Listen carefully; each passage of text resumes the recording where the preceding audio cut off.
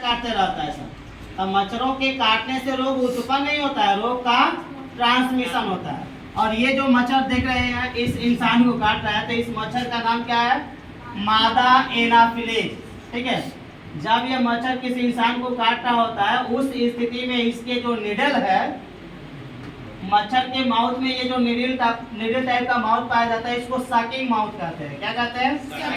Sucking mouth. ये क्या कर रहा होता है बाबू? ब्लड को खींच रहा होता है। ठीक है, ब्लड को खींच रहा है, लेकिन इसके माउथ में जो लार ग्रंथि है, उस लार ग्रंथि में प्लाज्मोडियम की संक्रामक अवस्था पाई जाती है, जिसको स्पोरोजोइट्स कहते हैं। क्या कहते हैं? स्पोरोजोइट्स।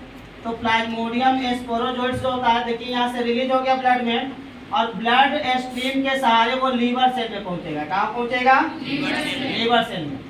लीवर इन्फेक्शन, ये है लीवर सेल। ठीक है, लीवर की जो कोशिकाएं होती है वह हेक्सागोनल होती है। कैसी होती है?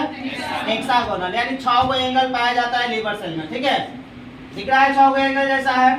अब इस लीवर सेल में जब इन्फेक्शन होगा प्लाज्मोडियम के स्पोरोजोइट्स का, तो ये इस लीवर सेल के अंदर प्रवेश करेंगे और अपनी संख्या बढ़ाएंगे। ठीक है, लीवर सेल के अंदर जब ये प्रवेश करते तो इसके केंद्रक में विभाजन होता है, और केंद्रक में जो विभाजन होता है उसमें क्या होता है? तो 1 से 2 कोशिका, 2 केंद्रक बनता है, 2 से 4, 16, 32, 64।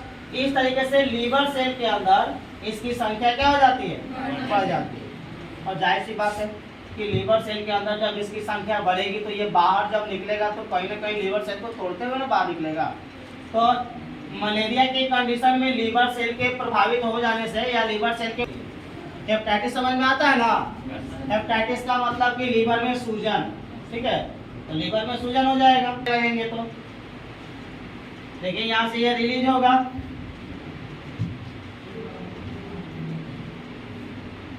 और लीवर सेल को तोड़ते हुए बाहर निकलता है, तो लीवर भी प्रभावित हो जाता है मलेरिया में। अब मलेरिया में कमजोरी भी हो जाती है। ठीक है, मलेरिया में क्या होती है बाबू? कमजोरी। कमजोरी का मतलब हमने बताया कि कैसे कमजोरी होगा। तो जब आरबीसी, जैसे ये ब्लड स्ट्रीम दिख रहा है ना आपको, इस ब्लड स्ट्रीम में आरबीसी दिखेगा, जैसे ये दिख रहा है आरबीसी, चॉकलेट के जैसा है।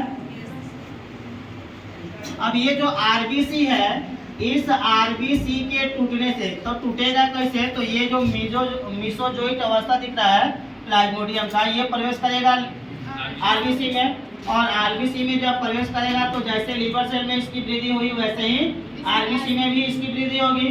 जब आरबीसी में इसकी संख्या बढ़ जाती है तो यह आरबीसी को भी तोड़ते हुए बाहर आता है। और आपको पता होगा या बताया गया होगा पिछले क्लास में 10th वगैरह में कि आरबीसी का जो कलर होता है वह रेड होता है, रेड ब्लड सेल है। तो आरबीसी का कलर रेड होता है। क्यों रेड होता है? क्योंकि इसमें हीमोग्लोबिन पाया जाता है। और आपको पता होना चाहिए कि जब हीमोग्लोबिन टूटेगा तो हीमोग्लोबिन की मात्रा घटेगी, और हीमोग्लोबिन एक प्रकार का रेस्पिरेटरी प्रोटीन है ना, श्वसन प्रोटीन, जो रेस्पिरेटरी गैसों को अर्थात ऑक्सीजन और कार्बन डाइऑक्साइड को ट्रांसपोर्ट करता है। तो आरबीसी का फंक्शन क्या हो गया? ऑक्सीजन और कार्बन डाइऑक्साइड का क्या करना बाबू? ट्रांसपोर्ट करना, माने ढोना। अब मान के लिए कि जब आरबीसी नष्ट हो जाएगा तो ऑक्सीजन और कार्बन डाइऑक्साइड को ढोया जाएगा? जब नहीं ढोया जाएगा तो उस स्थिति में सेल के अंदर ऑक्सीजन नहीं पहुंचेगा, और जब सेल के अंदर ऑक्सीजन नहीं पहुंचेगा तो हर एक सेल में माइटोकॉन्ड्रिया है। हर एक सेल में क्या है? माइटोकॉन्ड्रिया है। तो अगर सेल के अंदर ऑक्सीजन नहीं पहुंचेगा तो ऑक्सीजन माइटोकॉन्ड्रिया को नहीं मिलेगा, और जब ऑक्सीजन माइटोकॉन्ड्रिया को नहीं मिलेगा तो माइटोकॉन्ड्रिया एनर्जी बनाएगा? नहीं ना बनाएगा। तो जब एनर्जी नहीं बनेगा तो शरीर के कार्य करने की क्षमता घटेगी, इसकी वजह से कमजोरी हो जाती है। तो ये होता है, देख लीजिए आरबीसी कैसे नष्ट होता है।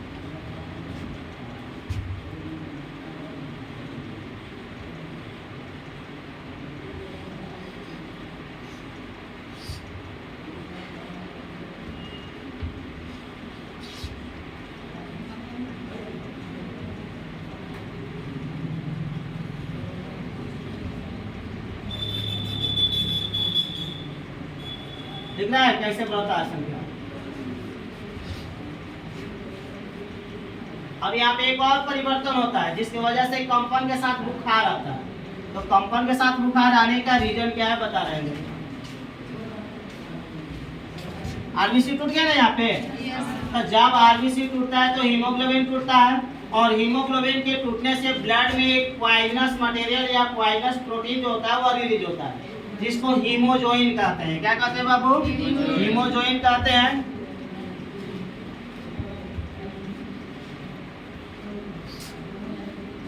ब्लड में एक विषैला प्रोटीन रिलीज होता है जिसको हीमोजोइन कहते हैं, ठीक है। और इस हीमोजोइन के वजह से ब्लड जो है एकाएक वाइब्रेट करने लगता है, ठीक है। अच्छा मान लीजिए कि ब्लड में एकाएक विषैला पदार्थ आ जाएगा तो ब्लड बेचैन हो जाएगा ना। तब बेचैन हो जाता है तो वह बेचैनी बाहर से दिखने लगती है, बॉडी जो होता है पूरा कूदने लगता है, वाइब्रेट करने लगता है, ठीक है। तो इसलिए कंपन के साथ बुखार आ जाता है, और जब बुखार आएगा तो पसीना तो ही करेगा, ठीक है। थकावट हो जाती है और कमजोरी का एहसास होने लगता है, और मलेरिया की कंडीशन में कभी कभी वोमिटिंग भी होने लगती है, ठीक है। जो लक्षण के रूप में यहाँ पे दर्शाया गया है।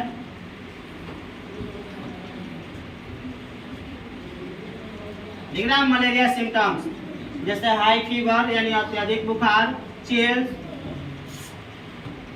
चिड़चिड़ापन हो जाएगा, हेडेक हो जाएगा। हेडेक माने सिर दर्द। कहीं भी बॉडी के पार्ट में कहीं पर एक वर्ड जोड़ दिया गया, एक, ACHE, ठीक है।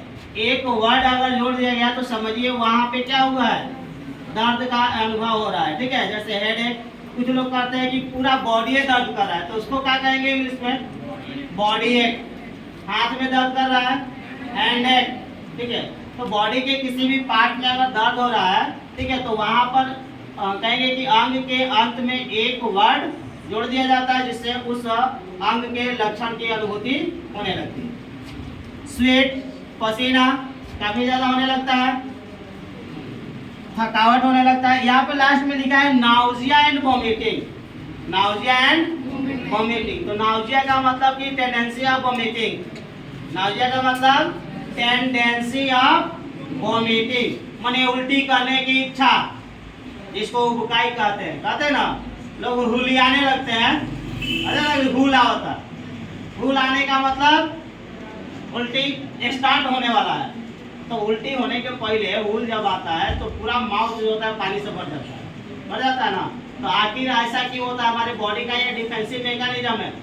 ये अगर नहीं होगा, अगर उल्टी करने के पहले माउथ में पानी ना भरे या लार ना भरे तो गड़बड़ हो सकती है हमारे आहार नाल के साथ। आहार नाल छिल सकता है, तो पानी जो भरता है वह क्या करता है, आहार नाल को गीला कर देता है, ताकि उधर से भोजन आने वाला है वापस, ठीक है। अगर ऐसे ही आ जाएगा तो आहार नाल छिला जाएगा, जिसकी वजह से घाव हो जाएगा, अल्सर की समस्या उत्पन्न हो जाएगी। तो पानी इसलिए भरता है ताकि मार्ग गीला हो सके। मार्ग क्या हो सके? गीला हो सके। और जब वोमिटिंग हो तो दीवार को किसी प्रकार की हानि ना पहुंचे। ये हो गया नाउजिया। अब वोमिटिंग तो समझ में पड़ते हैं, उल्टी करना। तो ये सभी लक्षण मलेरिया की स्थिति में दिखाई देते हैं।